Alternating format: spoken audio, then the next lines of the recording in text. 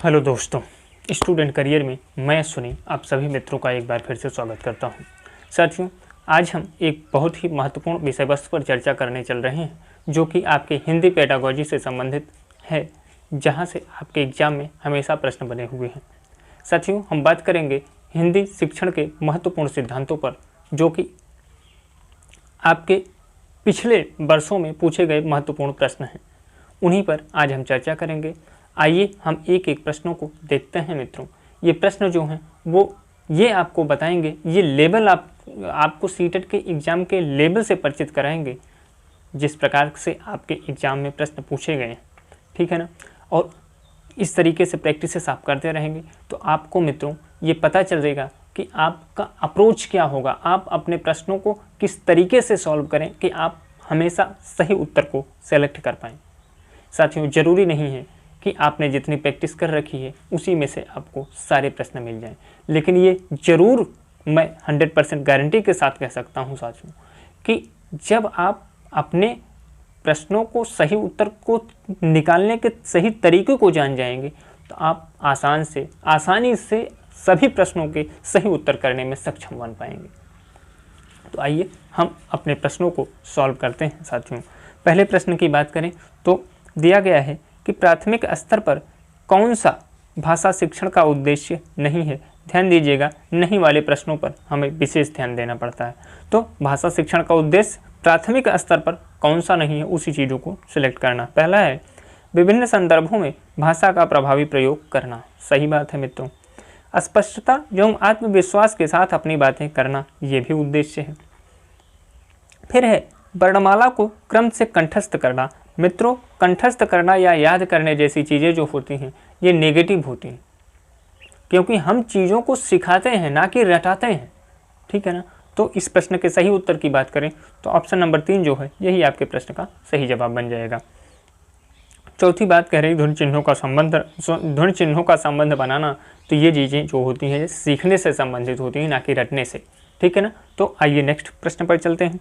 Next प्रश्न है साथियों, दिया गया है प्रश्न नंबर 24।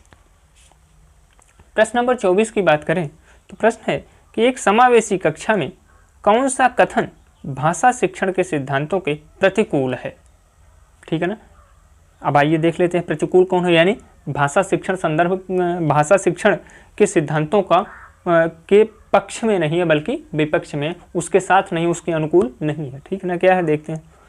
व्याकरण के नियम सिखाने से बच्चों के भाषा का विकास शीघ्रता से होगा। नहीं मित्रों, यह भाषा शिक्षण के सिद्धांत के अनुकूल नहीं बल्कि प्रतिकूल है, जो कि प्रश्न में पूछा गया।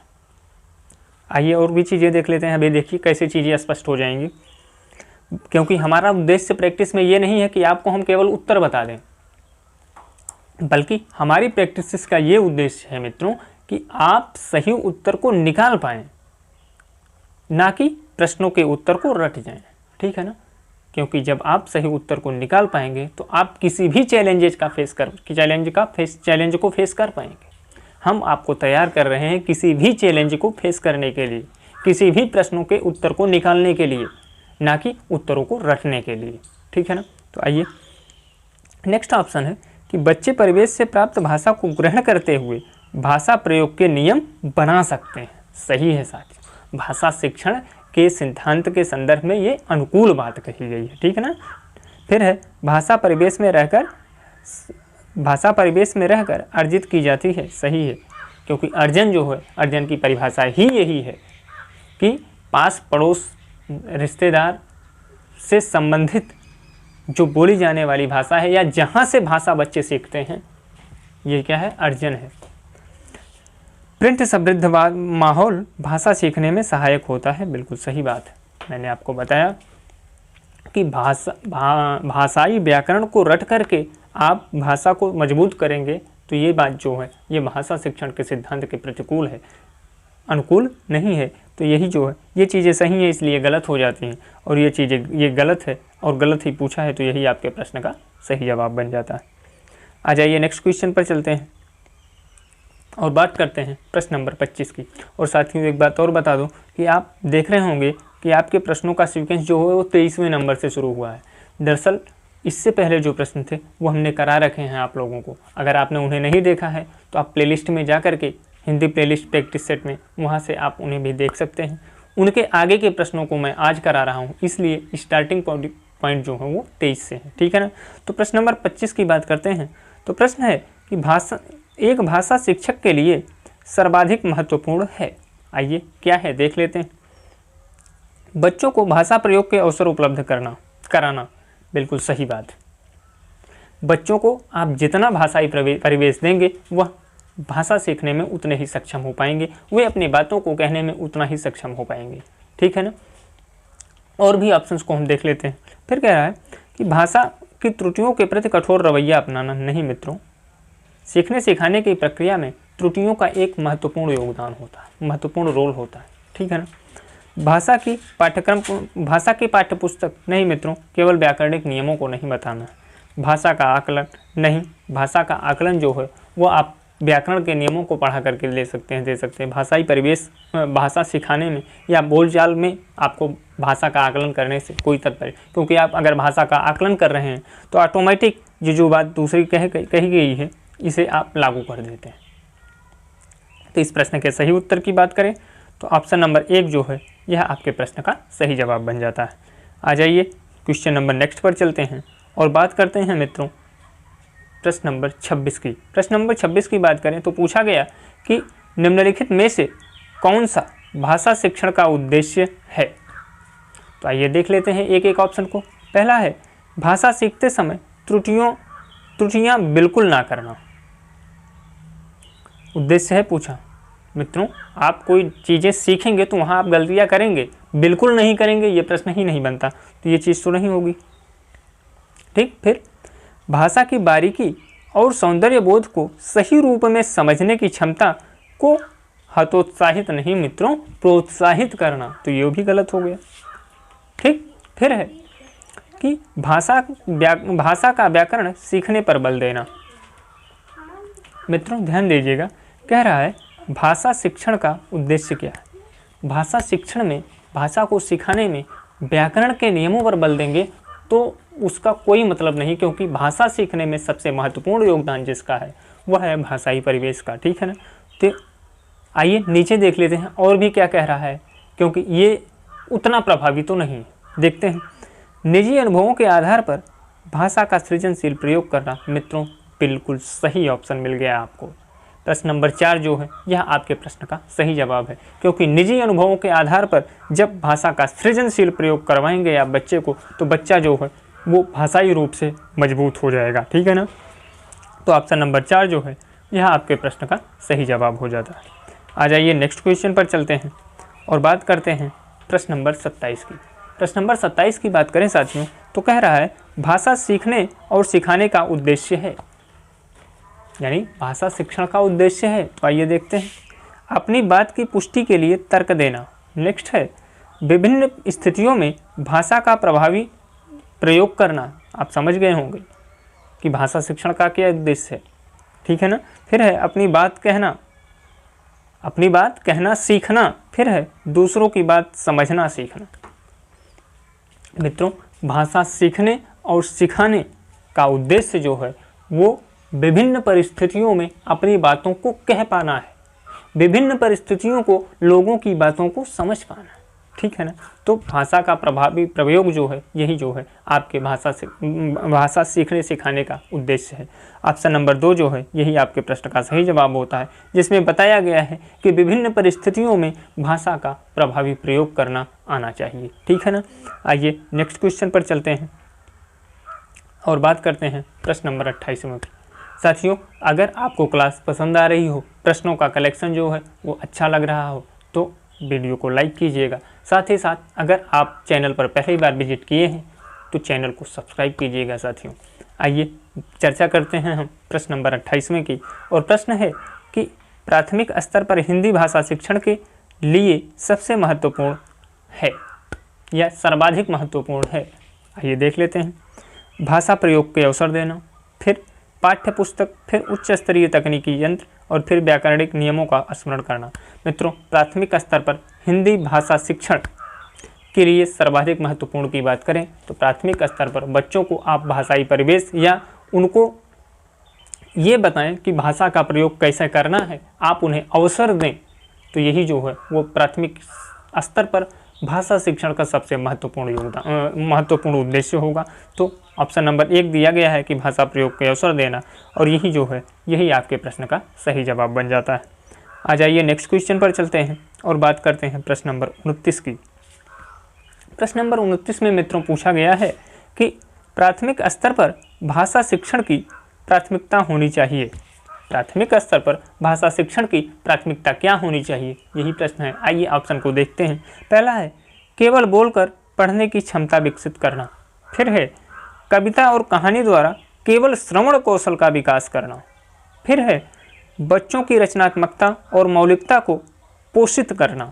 और फिर है बच्चों की चित्रांकन क्षमता का विकास करना। तो साथियों आप ध्यान से देखिएगा, पहला है केवल पढ़ने की क्षमता का विकसित करना, नहीं मित्रों, आपको प्राथमिक स्तर पर भाषा के जितने कौशल हैं सब पर ध्यान देना है। ना कि केवल आप उन्हें पढ़ना या लिखना सिखाएं, ना कि उन्हें केवल सुनना और बोलना सिखाएं, उन्हें चारों के चारों कौशलों पर आपको विशेष ध्यान देना है। फिर कविता और कहानी द्वारा केवल श्रवण कौशल, फिर केवल पर आ गए, एक ही के चार साथ चले गए। कह रहे हैं बच्चों की रचनात्मकता और मौलिकता को पोषित करना। जब बच्चों में रचनात्मकता और मौलिकता को आप पोषित करेंगे तो यहाँ उसके चारों कौशलों का विकास होगा, और चारों कौशलों का विकास होना भी चाहिए। तो इसमें दिया गया जो, और यहाँ दिया है चौथे में, बच्चों की चित्रांकन क्षमता का विकास करना। मित्रों भाषा शिक्षण में कला थोड़ी ना पढ़ानी,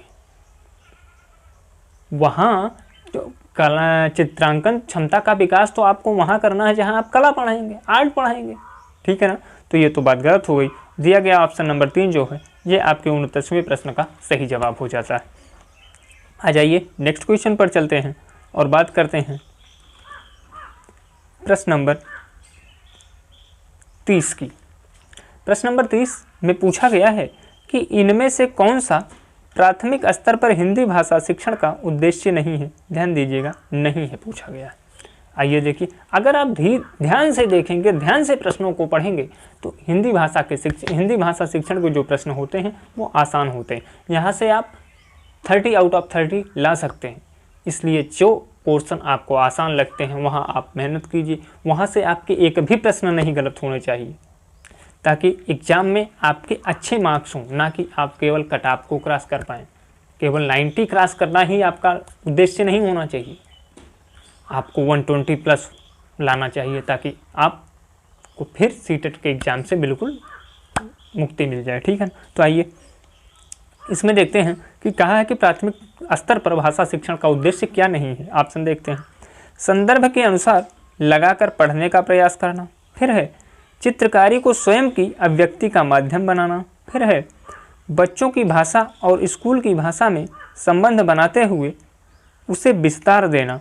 और फिर है सुनी हुई बातों को ज्यों का त्यों दोहराना। अब ध्यान दीजिए कौन सा उद्देश्य नहीं है। 3 बातें उसके उद्देश्य से संबंधित है और एक बात उसके उद्देश्य की नहीं है। तो आप देख सकते हैं चित्रकारी को स्वयं की अभिव्यक्ति माध्यम बनाना। तो मित्रों चित्रकारी से भाषा शिक्षण का कोई संबंध नहीं, इसलिए प्राथमिक स्तर पर हिंदी भाषा का उद्देश्य जो है वो यही नहीं होगा कि उसमें चित्रकारी की है, ठीक है ना। तो ऑप्शन नंबर 2 जो है यह आपके प्रश्न का सही जवाब बन जाता है, ठीक है ना, ऑप्शन नंबर 2। आ जाइए नेक्स्ट क्वेश्चन पर चलते हैं और बात करते हैं प्रश्न नंबर 31 की। साथियों प्रश्न नंबर 31 की बात करें तो पूछा गया है कि प्राथमिक स्तर पर बच्चों को भाषा सिखाने का सर्वोपरि उद्देश्य है। बच्चों को भाषा सिखाने का सर्वोपरि उद्देश्य है। तो ऐसे प्रश्न हमने आपको बार बार बताए हैं कि वह अपनी बातों को कहने में सक्षम बन पाए, है ना। तो आइए देख लेते हैं ऑप्शन। मुहावरे लोकोक्तियों का ज्ञान प्राप्त कराना। फिर है कहानी कविताओं को दोहराने की कुशलता का विकास करना। फिर है तेज प्रवाह के साथ पढ़ने की योग्यता का विकास करना। और फिर है अपनी बातों को दूसरों के समक्ष अभिव्यक्त करने की कुशलता का विकास करना। मित्रों आपको बताया मैंने ना कि वो अपनी बातों को दूसरों के सामने रख सके, भाषा प्रयोग में विभिन्न परिस्थितियों में भाषा प्रयोग में सक्षम बन सके। यही है प्राथमिक शिक्षक में एक भाषा शिक्षण का उद्देश्य। ठीक है ना। तो ऑप्शन नंबर 4 जो है वह इसी बात को कह रहा है और यही आपके प्रश्न का सही जवाब बन जाता है। आ जाइए क्वेश्चन नंबर 32 की बात करते हैं। और क्वेश्चन नंबर 32 में कहा गया है कि पाठ के अंत में अभ्यास और गतिविधियां देने का उद्देश्य है। आइए देखते हैं। पहला है बच्चों को अभिव्यक्ति के अवसर देना। फिर है बच्चों को व्यस्त रखने हेतु गतिविधियां बनाना। फिर है बच्चों को याद करने हेतु सामग्री उपलब्ध कराने में सहायता करना। और फिर है गृह कार्य की, ध्यान दीजिएगा, गृह कार्य की सामग्री जुटाना। ठीक है ना। तो आप जानते हैं मित्रों, पाठ के अंत में अभ्यास और गतिविधियों को देने का उद्देश्य जो है वह बच्चों को अभिव्यक्ति के अवसर देने से, क्योंकि जब बच्चों को पाठ के अंत में अभ्यास और गतिविधियां देंगे तो छात्र जो होगा या जो बच्चा होगा वह किसी विषय वस्तु को कितना सीख पाया है, अभ्यास और गतिविधियों के माध्यम से वो अपने आप को रिप्रेजेंट कर पाएगा, अपने आप को अभिव्यक्त कर पाएगा। ठीक है ना। तो इस प्रश्न के सही उत्तर की बात करें तो ऑप्शन नंबर 1 जो है यही आपके प्रश्न का सही जवाब बन जाता है। ठीक है ना साथियों। आइए हम नेक्स्ट क्वेश्चन पर चलते हैं और बात करते हैं प्रश्न नंबर 33 की। प्रश्न नंबर 33 में पूछा गया कि प्राथमिक स्तर पर भाषा सिखाने की सर्वश्रेष्ठ विधि है। प्राथमिक स्तर पर भाषा सिखाने की सर्वश्रेष्ठ विधि क्या है? आइए ऑप्शन के माध्यम से देखते हैं। बच्चों के साथ कविता गाना। फिर है बच्चों को कहानी सुनाना। उसके बाद है मित्रों बच्चों को पाठ्य पुस्तक पर आधारित वीडियो कार्यक्रम दिखाना। फिर है बच्चों को भाषा प्रयोग करने के विविध अवसर देना। मित्रों अगर प्राथमिक कक्षा में शिक्षण की बात करें या सीखने सिखाने की प्रक्रिया की बात करें तो आप यह ध्यान दीजिएगा, भाषा शिक्षण के संदर्भ में हमेशा आप बच्चों को भाषाई प्रयोग के अवसर प्रदान करेंगे। और अगर आपको ऑप्शन में भाषाई प्रयोग से संबंधित बातें मिले तो आप हमेशा उसी ऑप्शन के साथ जाइएगा और वही ऑप्शन आपके प्रश्न का 100% गारंटी उत्तर होगा साथियों। तो इस प्रश्न के सही उत्तर की बात करें तो ऑप्शन नंबर 4 जो है यह आपके प्रश्न का सही जवाब बन जाता है। आ जाइए नेक्स्ट क्वेश्चन पर चलते हैं और बात करते हैं प्रश्न नंबर 34 की।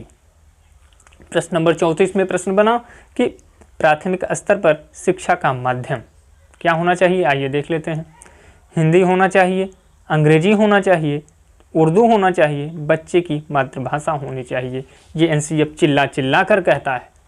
कोई भी एनईपी हो, नई शिक्षा नीति हो, चाहे वो 2020 की बात करें या 1986 की बात करें, सारी शिक्षा नीतियाँ बार बार यही कही हैं कि प्राथमिक स्तर पर शिक्षा का माध्यम जो होना चाहिए वो हमेशा बच्चे की मातृभाषा में होना चाहिए, क्योंकि मातृभाषा में बच्चा हमेशा अपने आप को सहज महसूस करता है। तो इस प्रश्न के सही उत्तर की बात करें तो ऑप्शन नंबर 4 जो है यह आपके प्रश्न का सही जवाब बन जाता है। आ जाइए नेक्स्ट क्वेश्चन पर चलते हैं और बात करते हैं प्रश्न नंबर 35 की।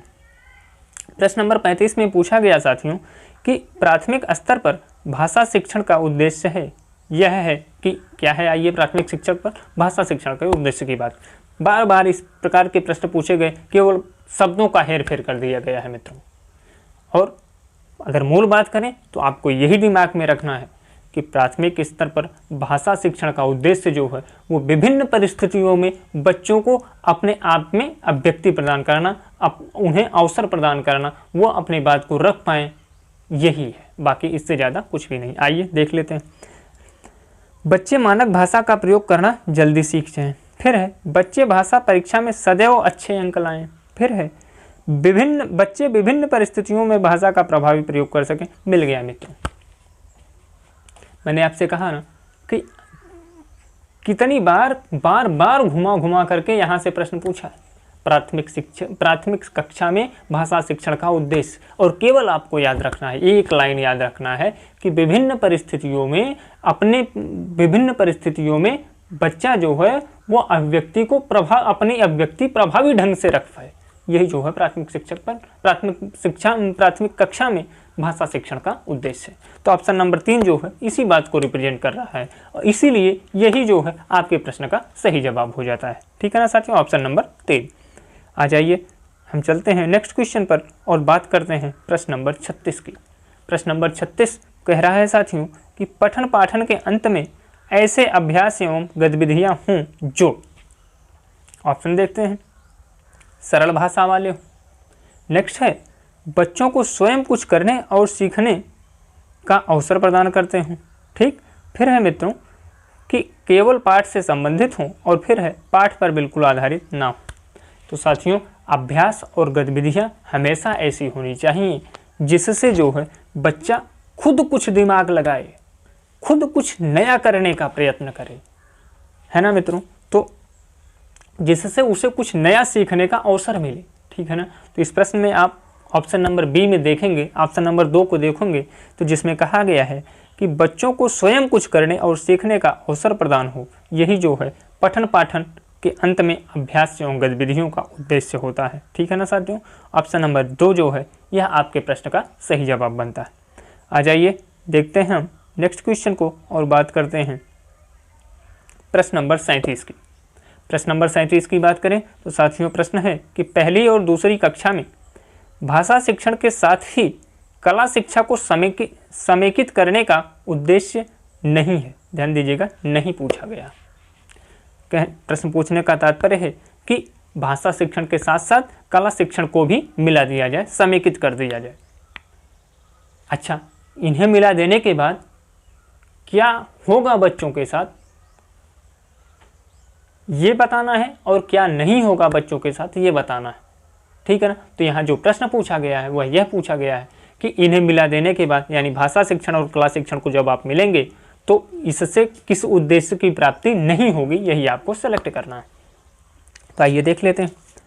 पहला है चित्रों के माध्यम से अभिव्यक्ति का विकास होगा। ठीक, फिर है बच्चों द्वारा आनंद की प्राप्ति होगी। फिर है कि बच्चों के लेखन में परिपक्वता लाना। और फिर देखेंगे आप 37वें प्रश्न, फिर देखेंगे आप ऑप्शन नंबर 34 की, तो कह रहा है बच्चों की रचनात्मकता का विकास होना। ध्यान दीजिएगा ऑप्शन नंबर 3 पर। देखिए चित्रों के माध्यम से अभिव्यक्ति का विकास बिल्कुल सही है। आप जब भाषा शिक्षण में कला शिक्षण को मिक्स करेंगे तो चित्रों के माध्यम से बच्चों में अभिव्यक्ति आएगी, अभिव्यक्ति का विकास होगा, ठीक है ना। फिर बच्चों द्वारा आनंद की प्राप्ति होगी। बिल्कुल मित्रों, जब आप भाषा को बताएंगे चित्र के माध्यम से तो बिल्कुल बच्चा जो है वो उस विषय वस्तु पर ज़्यादा इंटरेस्टेड होगा, उसे आनंद मिलेगा। और फिर है तीसरा कि बच्चों के लेखन में परिपक्वता लाना। मित्रों जब आप भाषा शिक्षण और कला शिक्षण को मिक्स करेंगे तो यहाँ लेखन कौशल के विकास से संबंधित बात नहीं बनेगी, कोई इसका कनेक्शन ही नहीं, ठीक है ना। तो इस प्रश्न के सही उत्तर की बात करें तो ऑप्शन नंबर 3 जो है यही जो है वो भाषा शिक्षण और कला शिक्षण के समेकित होने का उद्देश्य नहीं पूरा करते।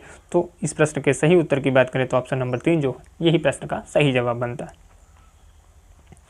आ जाइए और बात करते हैं मित्रों हम प्रश्न नंबर 38 की।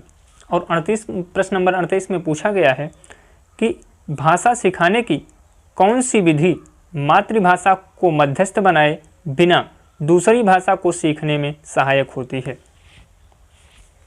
मातृभाषा को मध्यस्थ बनाए बिना दूसरी भाषा को सीखने में सहायक होती है। तो आपको बताएं मित्रों हम, आइए एक एक चीज़ों को देख लेते हैं, एक एक ऑप्शन को। अनुवाद विधि, फिर है द्विभाषी विधि, फिर है अप्रत्यक्ष विधि और फिर है प्रत्यक्ष विधि।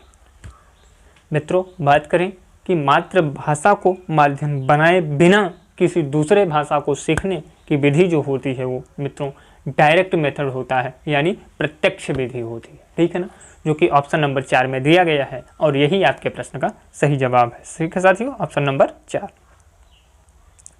आइए बात करते हैं प्रश्न नंबर 39 की। और प्रश्न नंबर 39 में कहा गया है कि पाठ के अंत में अभ्यास और गतिविधियों का उद्देश्य नहीं है। बार बार मित्रों वही कुछ प्रश्न घूम फिर करके पूछे गए हैं। केवल आप कीवर्ड्स को अगर पकड़ लेंगे तो आसानी से आप इन प्रश्नों का जवाब दे पाएंगे। आइए अब की बार अभ्यास और गतिविधियों का उद्देश्य नहीं है पूछा गया। भाषा का विस्तार करना, फिर कह रहा है सृजनात्मकता का विस्तार करना, फिर कह रहा है बच्चों को अभिव्यक्ति के अवसर प्रदान करना और लास्ट वन है कि प्रश्नों के उत्तर सरलता से याद करवाना।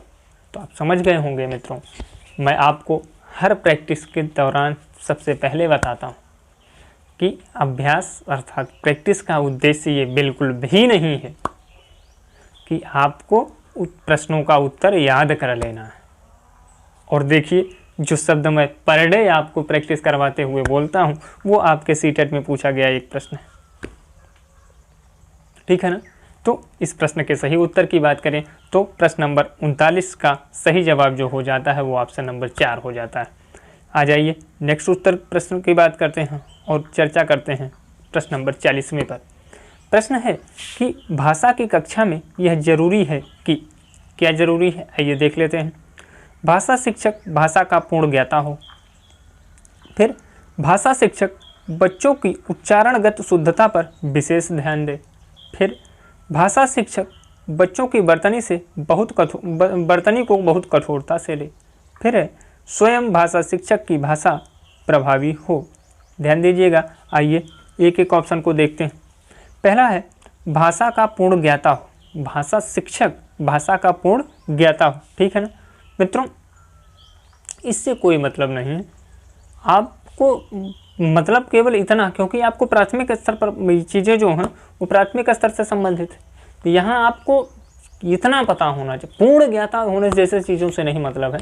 आपके अंदर ये कला होनी चाहिए कि आप जो भी जानते हैं, या आपको इतना ज्ञान होना चाहिए कि आप जिस स्तर तक पढ़ाते हैं वहाँ तक की चीज़ों को आप हैंडल कर पाएँ और बच्चों को प्रभावी ढंग से बता पाएँ, ठीक है ना। तो ये तो बात नहीं होगी। फिर उच्चारणगत शुद्धता पर विशेष ध्यान, वही की त्रुटि ना कर पाए। और प्राथमिक स्तर का बच्चा, प्राथमिक स्तर का क्या, किसी भी स्तर का हो, अगर वो नई चीज़ें सीखेगा तो उससे गलतियाँ होंगी। भाषा शिक्षक बच्चों की वर्तनी को कठोरता से ले, यही भी बात गलत है मित्रों। आप गलती नहीं करने देंगे ये कहाँ हो सकता है, ठीक है ना। स्वयं भाषा शिक्षक की भाषा प्रभावी हो, और यही बात जो है भाषा की कक्षा में ज़रूरी बात हो जाती है। आ जाइए बात करते हैं प्रश्न नंबर नेक्स्ट की, और प्रश्न है 41वां। पूछा गया है कि भाषा सीखने का उद्देश्य है। भाषा सीखने का उद्देश्य क्या है कि हम अपनी बातों को हम अपनी अभिव्यक्ति कर सकें, हम अपने आप को दूसरे के सामने अभिव्यक्त कर सकें। ऑप्शन को देखते हैं। पहला है प्रत्येक स्थिति में भाषा का प्रयोग कर पाना, ध्यान दीजिएगा। फिर है आदेश निर्देश दे पाना और सुन पाना। फिर है दूसरों की बातों को समझ पाना, और नेक्स्ट है अपने मन की बात कह पाना। तो आप जान गए होंगे मित्रों कि विभिन्न परिस्थितियों में अपनी बातों को कह पाना जो है यही भाषा शिक्षण का उद्देश्य, भाषा सीखने का उद्देश्य, जो कि ऑप्शन नंबर 1 आपके प्रश्न का सही जवाब बनता है। आ जाइए बात करते हैं क्वेश्चन नंबर 42वें की। साथ में क्वेश्चन नंबर 42वें की बात करें तो पूछा गया कि किसी समावेशी कक्षा में कौन सा कथन भाषा शिक्षण के सिद्धांतों के अनुकूल है। इससे पहले प्रश्न बना था कि कौन सा कथन समावेशी कक्षा में भाषा शिक्षण के उद्देश्यों के प्रतिकूल है, तो यहाँ अनुकूल पूछा गया। तो आइए देख लेते हैं। प्रिंट समृद्ध माहौल भाषा सीखने में मदद करता है। आइए नेक्स्ट देखते हैं। बच्चे अपने अनुभवों के आधार पर भाषा के नियम नहीं बना पाते हैं, नियम बनाते हैं मित्रों। फिर है भाषा विद्यालय में रहकर अर्जित की जाती है। नहीं मित्रों, भाषा समाज से अर्जित की जाती है, परिवार से और पास पड़ोस से अर्जित की जाती है। फिर है व्याकरण के नियमों का ज्ञान भाषा विकास की गति त्वरित करता है। नहीं मित्रों, भाषा विकास की गति को त्वरित करने की बात करें तो ये व्याकरणिक नियम नहीं बल्कि भाषाई परिवेश करते हैं, ठीक है ना। तो आप इस प्रश्न को देखेंगे कि जितने गलत ऑप्शंस थे आपने उसे गलत अलग कर दिया, आप सीधे अपने उत्तर तक पहुंच गए। ऑप्शन नंबर 1 जो है यही आपके प्रश्न का सही जवाब बन गया। साथियों, ये रहे आपके लिए कुछ महत्वपूर्ण प्रश्न जो कि आपके प्रीवियस ईयर्स में आए हुए।